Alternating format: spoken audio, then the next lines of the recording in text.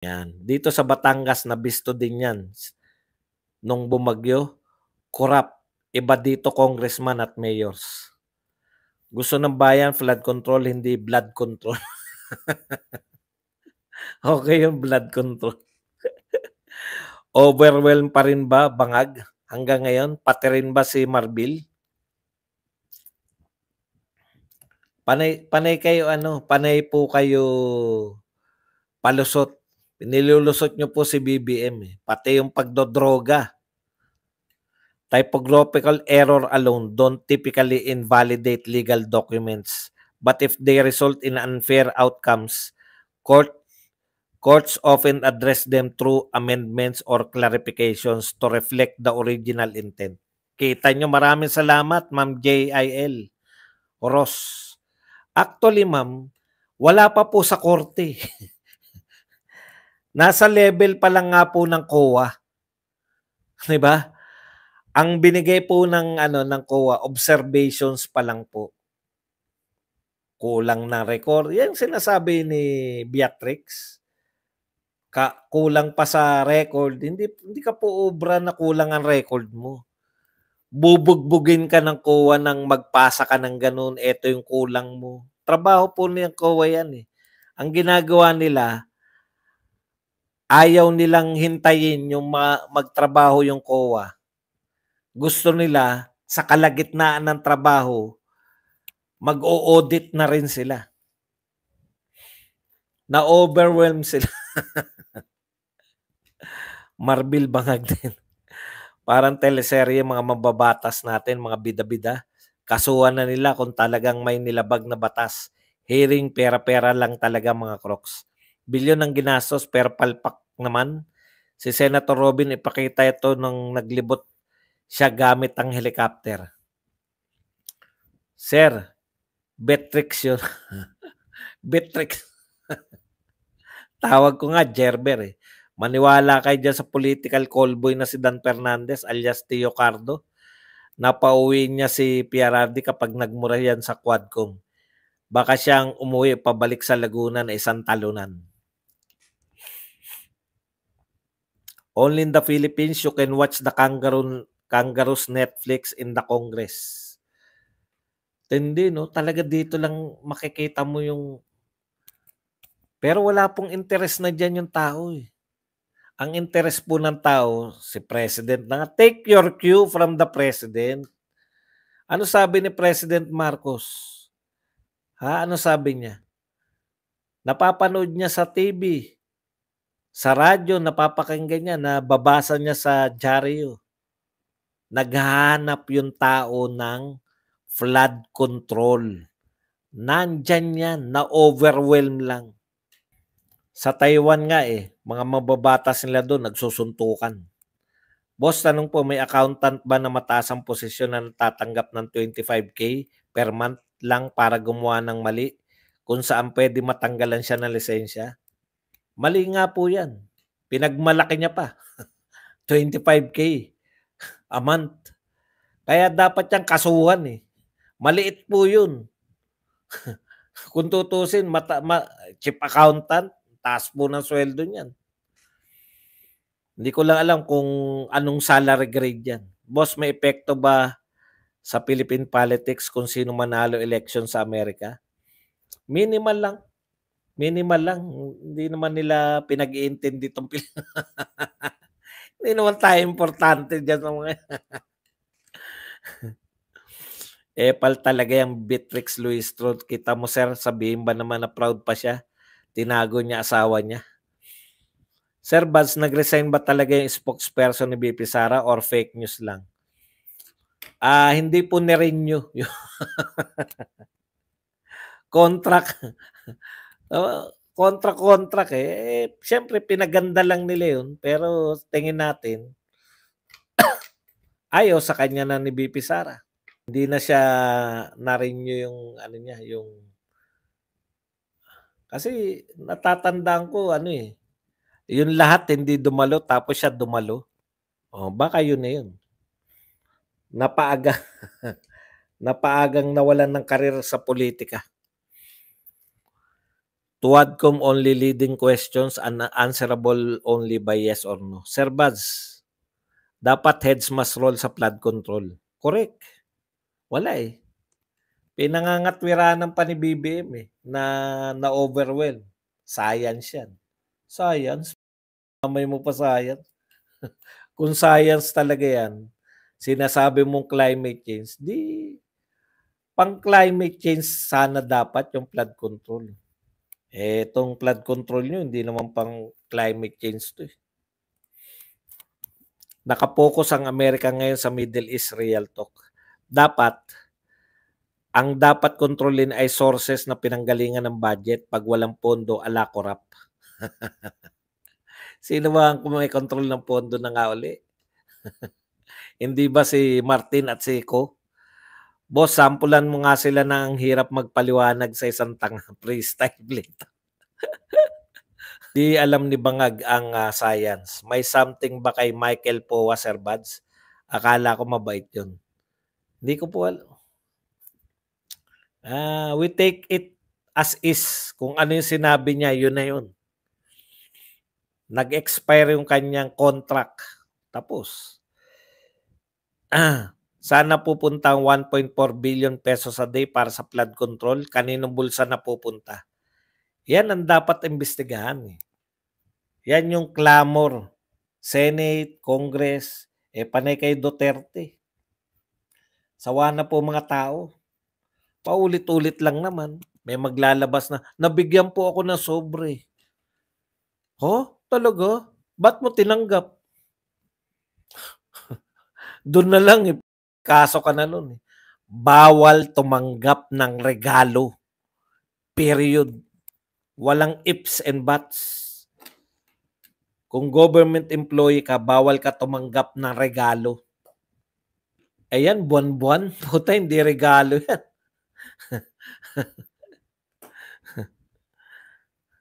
Si Llamas, ginagawa niyang content ang mga Duterte to stay relevant as he is.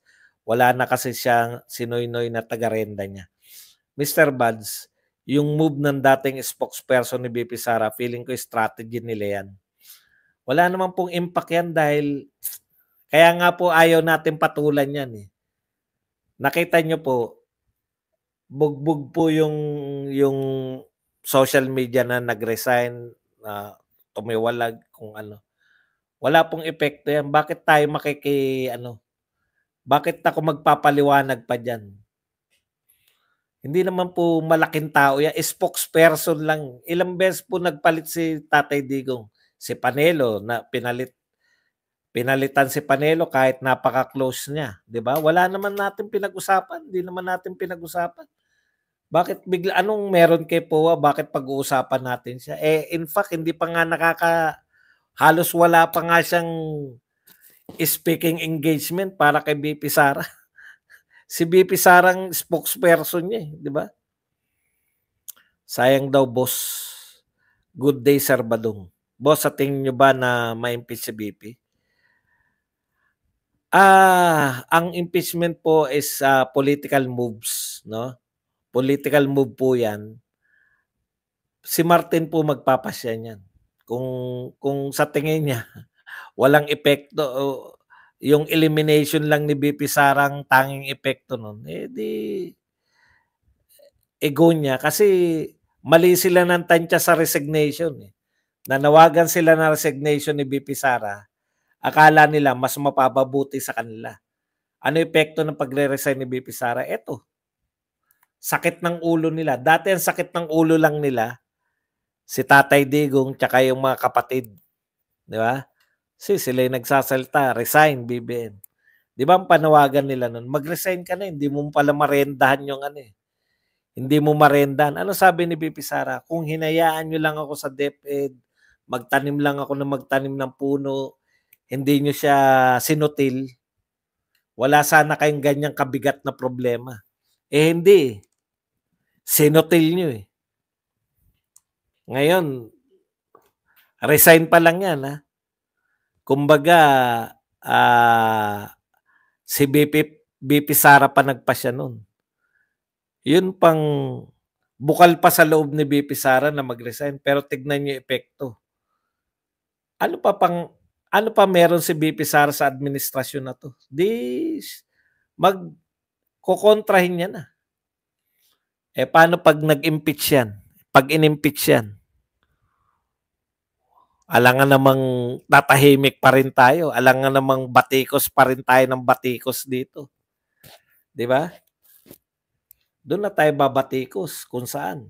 Hindi puwedeng meron spokesperson si BBM baka madulas. Normally mga kontraktor nagbibigay without knowledge ng SEC. Kaya nga sabi ko, kasuhan niyo. Tumatanggap eh. Naniniwala ako na walang kinalaman si VP Sara diyan. Kaya yan, kasuhan niyo. Yung mga nagsasabing tumatanggap sila ng sobre. Oh, Anggara, kasuhan mo. Mga tao mo pa yata yan. They get what they wish for. Strategy po ni na BP, pang-delaying tactics at Pangulo ni ISD, inisahan ang Congress. Nawala si Shirey kasi PEP 5, so I do the job. Galing sir. Kaya nga tinawag ang Amerika na world's policeman kasi may base militar sila sa ang panig sa planetang daigdig, Sir Badong. Correct. 15 days visa. Ayoko sa mga Middle East. Mainit. Boss Badge, yung mga trolls hindi alam ano ibig sabihin ng inflation. Panay comment ng thank you daw sa 2.3%. At mahal na mahal daw sila ng presidents. Nakakatawa. Isidro Moreno, by Utak, EBS. Mas marami nanonood sa Congress, 20K compare sa hearing ni Bato, 300 lang. OT means gusto ng mamamayang Pilipino ang katotohanan. Talaga. Anong hearing ni Bato? Ano ba hearing ni Bato? Kayo naman, no? Vindication. Kaya nanonood yung mga tao, nakasalang mga Duterte. Pag iba naman topic nila wala rin naman nanonood. Yung Duterte ang pinanonood. Yung Senate hearing ba, konti lang nanood sa Senate? Hindi ko alam. Pero malamang mas marami. Yun ang ko-compare mo. 'Di ba? Yung si VP Sara sa Congress, tapos si Tatay Digong sa Senate, yun ang pwedeng pagkumparahin. Pero yung ibang guest, tapos Boss Buds, may balita pala sa GMA na may isang lalaking humihit-hit ng shabu habang may kargang bata. Open eh. Yan po yung epekto nung, sino matatakot? Bloodless war on drugs. Bloodless. Yung pinamahaging paggawa daw ng bahay, parang doghouse lang magagawa doon, tatak BBM. Tsaka ayoko ng ginawa nila, ginagawang busabos, pinapila. Nakatayo doon, tapos yung mga tao nakapila na nakatayo, tapos may mga yero sa... Ang sakit ng sinabi ni BBM na you lose a life. What can we do? Para bang in Tagalog, anong gagawin natin? Anong gagawin? Sir Bads, hindi na ba mabilang ang batang 8 pababa ang nasa cybersex ngayon? Grabe. Sa Pilipinas, nakakapanindig balahibo. Diyan mo makita na zero conscience at zero malasakit si Marcos. Yung pagdalaw sa mga patay, hindi ko pa nakitang dumalaw yan. Masyado na ako stress, kailan pa kaya maalis ang bangag dyan sa Malacanang?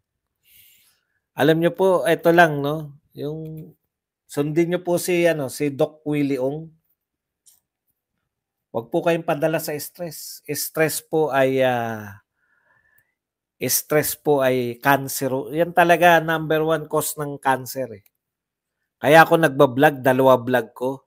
2 away yan. Pero tawa-tawa lang. Tawa-tawa lang po kayo. Ipaubahayan nyo na sa amin. Makinig lang kayo. Manood kayo ng mga vlogger na matatawa lang din kayo. hindi magbibigay. Kawawa po kayo pag dinibdib nyo to. Kawawa talaga kayo. Correct Sixth Sense, BBS Las Vegas Castle ni Vlad Tepes Dracula nasa Europe, bansang Romania. Masyado na ako stress. Yan. Pep 5, please rectify katiwalian means 1.4 views sa ABS-CBN Senate hearing. O, tignan nyo nga. 1.4 million views. Tapos sasabihin nyo, konti lang nanood. BBS Las Vegas, hello, good noon dyan sa inyo, MMLSO. Ang daming drugista dyan sa Pinas, nakakatakot. Yung hearing sa Senate sa ABS-CBN, more than 1 million. Picture natin yung mga kapalpakan sa paligid natin tapos post nyo for everyone to see. Kael. James Bramblet, ate, kumusta naman dyan ang halalan sa Amerika? Ibig sabihin ngayon, bobotohan na ngayon? Ngayon ang botohan? O ano pa? Bukas pa? Marami sa Congress alam ang katiwalayan pero din bokiki, wag din iboto. Panalo si Trump by victory sa mga anti-war at sa mga businessman.